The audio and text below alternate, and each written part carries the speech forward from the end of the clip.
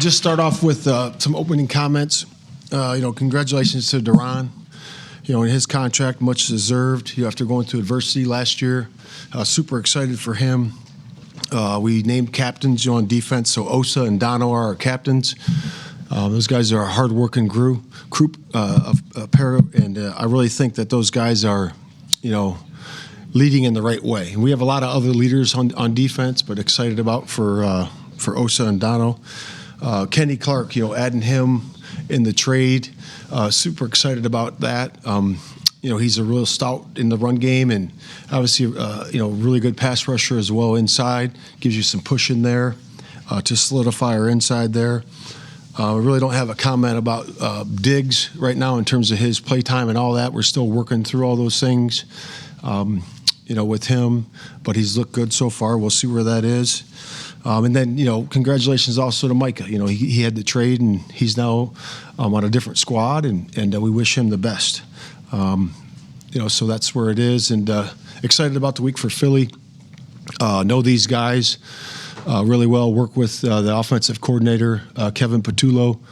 Very good football mind, and obviously Nick Sirianni. We were coordinators together there in Indianapolis, but good guys, really good coaches, and excited to go against them. So with that, I'll open up to questions. Calvin Watkins, Dallas Morning News.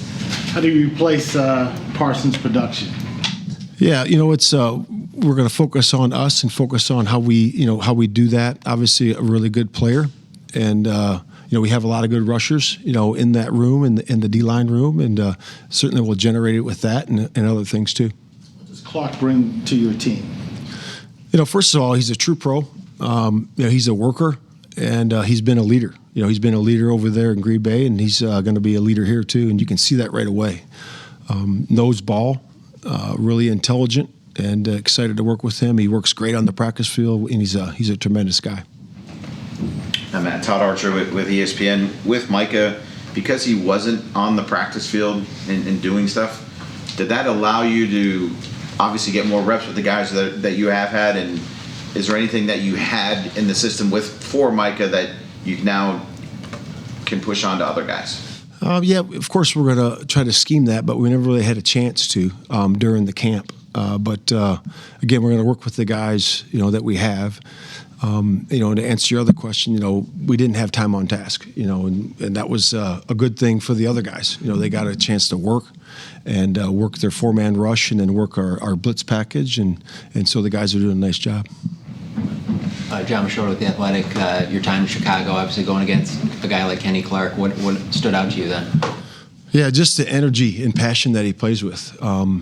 I got a chance to watch a lot of crossover games, so I got a chance to evaluate their personnel as I was doing that. And just what I said before, just a true pro. Joe Hoyt, Dallas Morning News.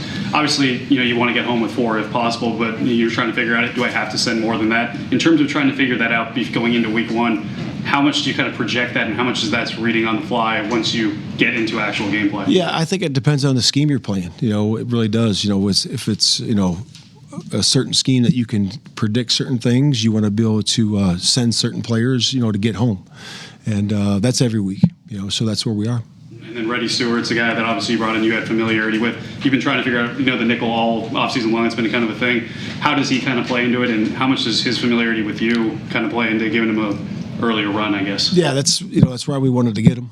First of all, because he knows the scheme, and he's a kind of plug and play right away, as a backup or rotational player. We're still figuring that out, but we understand that he knows the scheme and he knows how we play. And he plays with great passion, energy, and he has a really good knack for taking the ball away.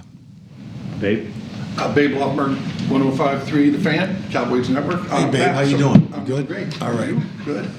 As this whole Micah saga was unfolding, at what point did you have to say, okay, we may not have him, let's figure out what we're going to do? Because he's, many times, obviously, guy gets hurt, you just plug in the next guy.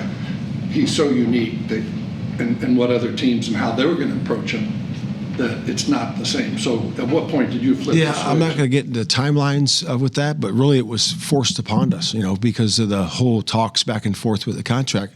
He was unavailable, and all those things. So it's important that, we went forward with the guys that we had, with Tay and Sam and all the guys that we have in there, and they did a great job. They worked their butts off in training camp. And obviously, guys get hurt, you lose a guy, you go on. And you're in Chicago, obviously, with a situation where, I don't know if he was your best defensive player. I'll let you talk about that. But Roquan Smith gets traded during the season, and all of a sudden. Yeah, I mean, those are the situations that the clubs make, for the best interest of that club, and that's the same situation here. And then you just really have to focus on who you're coaching on the field. Patrick? Hey, Coach. Patrick Walker, DallasCowboys.com. Circling back to Kenny Clark, he's been practicing with Green Bay prior to the trade. He's fully healthy, and in his words, he could play 20, 30, 50 plays for you guys on Thursday if need be. What's the expectation as far as managing his ramp up, and could he be fully unleashed against the Eagles on Thursday? Yeah, he first of all, he's very smart. It's for him to pick up scheme, our scheme, very similar schemes, and I don't think it'll be a problem. We're going to evaluate that as we go through the week with each guy in terms of rep count and all those things, and we'll decide that on Friday or what we call Friday. Yeah. Fair. Quick follow-up for that. What does the addition of Kenny Clark do for a guy like Mozzie Smith, who's still kind of working his way through the weeds? Yeah, I think it's good for the whole room, because we added a veteran presence in there. We already had a big veteran presence in there with Solly and those types of guys, and Tay. And I think it's important that Osa, it's important that he just adds to that. He really does. Tommy Arsh, DallasCowboys.com. Matt, how do Osa and Kenny complement each other? I know you're still kind of in the early processes of being together, but what do you feel like they can do when they're on the field next to each other? Yeah, I'm excited about it. I really am. Because they both can play on first, and second down, but also play on the rush downs. So you really get a good push in the middle there, and it's going to be exciting to watch those guys go. Kelly. How do you tell your guys, your pass rushers, don't try to do too much because we don't have Micah, and just do what you normally do? Don't overthink it. Yeah, I would say that just, focus on your technique and focus on the plan. And that's what the guys are doing. We're putting our third down game plan in right now, and the guys will focus on that. Again, focusing on first and second down as well. And we got to be where our feet are, and that's what those guys are going to do. Todd. Run defense obviously has been a big question around here for a while, but do you wish the first game wasn't against Saquon? Yeah, what an outstanding player, and the explosive runs, historic, last year with him, and it's going to be important that everybody plays well in the run game, not just the front seven. The secondary has to do a great job of keeping the cup, and he's an explosive athlete and a generational guy. That background you mentioned with the OC and with Sirianni, do you go back and think of your time together? Like, okay, when he was doing this, we were doing that in practice. Do you play those games, or is that so long ago it doesn't factor in anymore? Yeah, I would say the latter. It's so long ago that the schemes have changed. We've adjusted, they've adjusted, and you got to go with what you see on tape and what you think their next move is going to be. Patrick. Back to Kenny and Osa, that combination. From a coaching standpoint, how beneficial is it knowing that, obviously Kenny's being dropped in less than a week before week one, but he has a long-standing personal relationship with Osa, UCLA days, having played with his brother Ola. How beneficial is that as far as chemistry ramping up quickly? Yeah, the chemistry's there. Like I said, he's a great person and a great pro, and the guys respect him just from his play alone, and then when they get to meet him, respect him even more. And you guys see that too. Clarence. Just from a scheme standpoint, I'm sorry, late, but Kenny, and I know he'll be better later than he will be week one, just from comfortability in the scheme, but just talk about how comfortable he can be in the scheme in less than a week. I referred to it earlier. I would say just because of the scheme is very similar, from what he's coming from, I think it won't be an issue at all. Brad. Brad Sham, Cowboys Radio 105.3, The Fan. Way back in the back, Brad. Way back in the back, so I can monitor you on my magic little recording device.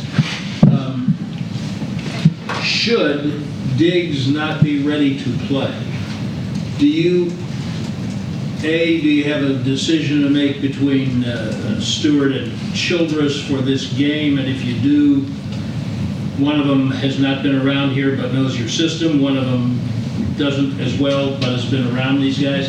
How do you weigh those factors? Yeah, you're not going to like the answer because we're just working through that right now. We really are. So we're going to figure that out, and we'll decide on here in the next couple of days. Babe Lovemer, you're not going to like this question, Bruce, but I can answer how I want. Yeah. you look at the Super Bowl, Kansas City shut down Saquon, did the best job on him all year. They gave up, obviously, big plays in the passing game. Yeah. So when you have a team, the tight end is obviously a factor as well in this deal. As a coordinator and game planning against a team that you throw it outside, throw to the tight end, obviously run it. Yeah, I mean, when you're playing a good offense, that they can stress you, in the run game, horizontally and vertically in the pass game. So we got to do a great job of, 11 guys being on the same page, 11 guys doing their job, and playing with the right tempo and the right attitude. And that's what we're focused on. I know coaches always talk about making a team one-dimensional. Which dimension do you want to take away? Yeah, I mean, I think you pick your moments. You pick your moments, and you do a good job with your scheme, and it really comes down to execution. Scott, one more. Yep. Sorry. You were obviously in another division, so these guys were seeing the tush push twice a year. So how much can you prepare for that? How do you think about those? How do you defend that in a sense?